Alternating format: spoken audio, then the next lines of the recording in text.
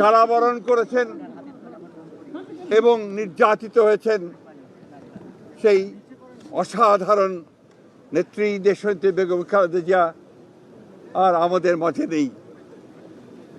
আপনারা সবাই জানেন যে এই নেত্রী দীর্ঘদিন তার রাজনৈতিক জীবনের প্রায় সমস্ত অংশটাই তিনি গণতন্ত্রের জন্য সংগ্রাম করেছেন এবং গণতন্ত্রের মূল্যবোধগুলোকে প্রতিষ্ঠা করবার জন্য তিনি আজীবন কাজ করে গেছেন।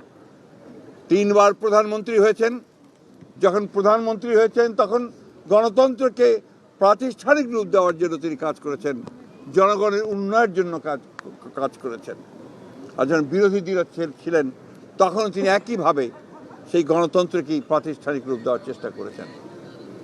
প্রিয় সাংবাদিক বন্ধুগণ, আজকে সেই নেত্রীর ইন্তেকালে বাংলাদেশের রাজনৈতিক ইতিহাসে এক অপূরণীয় ক্ষতি সাধিত হল এবং এই ক্ষতির পূরণ সহজে সম্ভব নয়।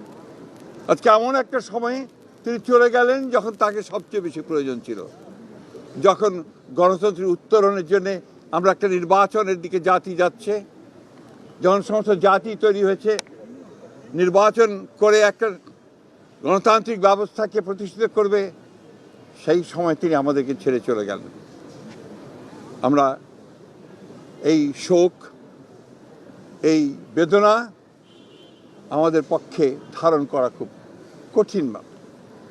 তারপরেও আমরা এই শোককে শক্তিতে রূপান্তরিত করতে চাই। আমরা দেশনেত্রীর নির্দেশিত যে পথ, সেই পথকে অনুসরণ করে বাংলাদেশের গণতন্ত্রকে আমরা একটা প্রাতিষ্ঠানিক রূপ দিতে চাই এবং সেই পথকে লক্ষ্য করে আমরা আগামী নির্বাচনে অত্যন্ত সুষ্ঠু অবাধ নির্বাচন অনুষ্ঠানের মধ্য দিয়ে বাংলাদেশে গণতন্ত্র প্রতিষ্ঠা করতে চাই। সেই নেত্রী আজকে অসংখ্য লক্ষ কোটি মানুষকে কাঁদিয়ে চলে গেছেন। আগামীকাল তার জানাজা অনুষ্ঠিত হবে, দাফন হবে। জানাজার জন্য আমরা স্থায়ী কমিটি সিদ্ধান্ত নিয়েছি যে আগামীকাল দুপুর দক্ষিণ প্লাজায় যে মাঠ এবং বাণিজ্য অ্যাভিনিউ, এই পুরো অংশ জুড়ে আমাদের নেত্রীর জানাজা অনুষ্ঠিত হবে। এই জানাজা